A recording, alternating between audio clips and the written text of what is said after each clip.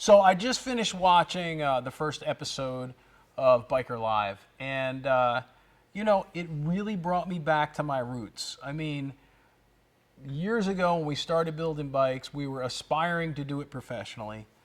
We really did use what we had available to us, which was not nearly the amount of equipment we have now. And I like the ingenuity that came with that. You know, you were forced to improvise, and I think watching this episode, these guys are forced to improvise. And ultimately, for me, it was really fun to watch all the things that happen that are good and bad with bike building. The whole idea of customization is pretty standard across the board. And it was nice to see the different personalities and the different styles of bikes these guys came up with. And ultimately, I really enjoyed it. So, this was very tough to decide for myself who had the best bike. And I try to be objective. None of the styles are necessarily what I like, but I could always appreciate craftsmanship and when people put a lot of work into something. And more than anything, attention to detail. So that's kind of how I came to the conclusion of which bike I like the best.